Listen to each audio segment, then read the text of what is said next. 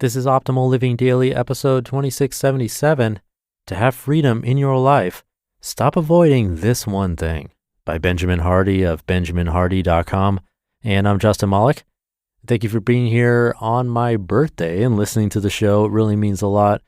You listening means I get to do this as a job and on my birthday, which I wouldn't have any other way. So again, thank you. And if you'd like to gift this show anything, really the one thing that helps the most is simply sharing the show in person, on social media, wherever. It doesn't matter, but it really does make a difference. And I don't want to keep us from today's article. So with that, let's get right to it and start optimizing your life. To have freedom in your life, stop avoiding this one thing, by Benjamin Hardy of benjaminhardy.com. Your brain wants your life to be predictable. Your emotions want your life to be stable. But stability and predictability are, interestingly, how you stay stuck and in survival mode. You can only have freedom in your life when you leave stability and predictability behind you. You cannot be free unless you step into the unknown. If you're not willing to step into the unknown, then you're a hostage to what you know. You're a slave to your current circumstances. You're a slave to your emotions. You're a slave to your story. You're a slave to the fixed mindset you have about what you think you are. The fear of loss warps your reality by 5 to 7 times. In the book Thinking Fast and Slow, Danny Kahneman uses prospect theory to explain that as human beings, we fear loss far more than we value gain. In the book and in his studies, Kahneman said that our perspective of reality is actually exaggerated, at least double, when we're afraid of losing something. But that's only what he reported in his studies because he knew his work would be under a great deal of scrutiny. In more private settings, he has said his data actually shows that people inflate or exaggerate reality by 5 to 7 times when they fear avoiding loss. There's a girl I know who really loves her job.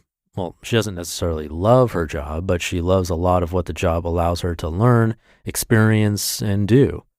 There's also a lot about her job that limits, frustrates, and constrains her. In many ways, it's clear this job, although amazing, isn't the right fit for her. But she doesn't want to lose all of the interesting and exciting perks that come with her job. Her fear of loss keeps her in a place of certainty. She doesn't want to venture off into a place of uncertainty, even though deep down it feels like the right thing to do. But that's actually the only place she can be free. Without uncertainty, you can't actually be free. If you must live in a world where everything is certain and predictable, then you're stuck in a bubble. You're stuck in your story and in the emotions of your past. You're not willing to face a future filled with unknowns. And if you're unwilling to face a future of unknowns, then you can't be free. Uncertainty is the foundation of all fear. Your brain wants to predict the outcomes of your behavior.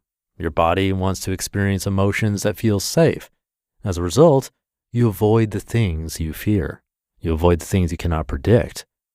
Interestingly, people stay in even terrible addictions because, at least while in the addiction, their life is predictable. Even when they know their life is being destroyed, the fear of the unknown keeps them from changing their lives. All fear exists in the future. The things you fear do not actually exist in the here and now, but rather as a projection or prediction that may or may not be accurate. In fact, because fear is often based on perceived loss, you can absolutely expect that your fear-based projections are inaccurate, often by 5 to 7 times. Feeling protected versus being comfortable. In an interview, Kobe Bryant told the story of his first year playing basketball at age 11. He scored 0 points. He was terrible. After that season, his dad looked him in the eyes and said, "I don't care if you scored 60 points or 0 points. I'll love you no matter what." That was exactly what Kobe needed to hear. He knew that regardless of his behavior, he was safe. His father would love him. This protection gave Kobe permission to fail. It gave him permission to take risks. The buffer of his father's love allowed Kobe to step outside of his comfort zone to the only place high performance can exist. If you don't feel protected in your relationships, It can be hard to push your own boundaries. It can be hard to be free because you're actually a slave to the relationship. This is living in an unhealthy, dependent state where everything you do is based on trying to please other people. But when you feel loved and protected regardless of outcomes, then you can rise to independence and attempt things that will likely fail often. The next season, Kobe began failing intensely, and as a result, he began learning intensely. He left his comfort zone behind and began playing in the realms of creativity and imagination, where no limits were placed upon him. All he had to do was step beyond the boundaries of who he had been in the past and step into the new role and identity emblazoned in his own imagination and fortified by his father's love. He embraced the unknown over and over because he was willing to be free to see what was possible, to fail, to explore, to create, free to become legendary. Thus, Kobe's story highlights that we actually do need some form of stability in our lives, in his case, his father's love, to embrace the instability and unpredictability of massive growth and purpose. Much of our own personal experience will feel very insecure and hazy as we embrace new obstacles and challenges, but we will have a protection and trust we can hold on to that gives us power and strength to face the uncertainty. For many, this protection comes from their higher power. Conclusion: you cannot be free without uncertainty. You cannot be free within your comfort zone. You cannot be free in your story. The price of freedom is uncertainty. If you can handle the emotional angst of not knowing what will happen, then you can absolutely be free. You can experience a level of freedom, creativity, success, and personal evolution that is extremely rare, not because it isn't possible, but because the price of uncertainty is more than most are willing to pay. Most people rarely, if ever, genuinely create something. As educator and reformer Sir Ken Robinson has said, quote, "If you're not prepared to be wrong, you'll never come up with anything original," end quote. If you're going to surpass the limiting confines of your current identity and past and enter a realm where practically anything is possible, you'll need to embrace uncertainty. You'll need to stop obsessing about how things will turn out. You'll need to be okay when things fall apart. You need to get up immediately when you fail or succeed and approach the next goal. Are you free, or are you a slave to certainty? Are you a slave to needing to know how things will turn out? If you're not free, then you're not living. If you're not free, then you're not evolving. If you're not free, then you're not learning and becoming. Rather, you're stuck in your past where it's safe and known, stuck in your experiences and nostalgia, missing a world of limitless creativity and possibility and joy.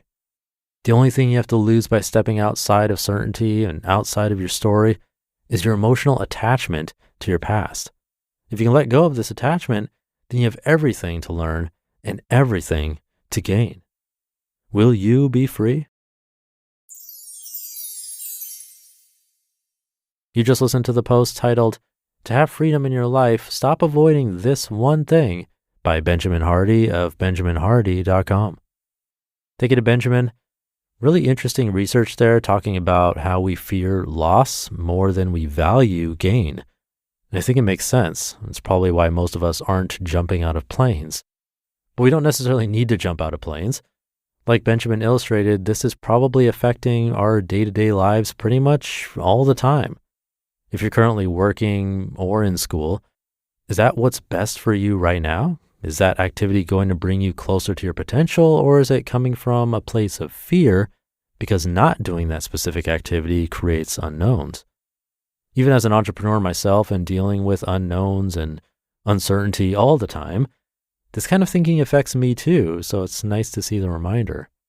And I liked how he brought it back to relationships as well. It might sound like avoiding unknown is seeking protection, but it's really not. That's seeking comfort. Protection and comfort are really different things. As he shared, with protection, we can fail and still be loved, but with comfort, well, then we're avoiding any kind of failure. And without that failure, there will be no progress.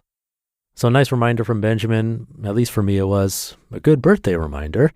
Thank you for being here on my birthday. Really appreciate you spending your time listening and learning along with me. Again, if you're able to share this podcast anywhere with anyone, that would be a wonderful gift. It means a lot.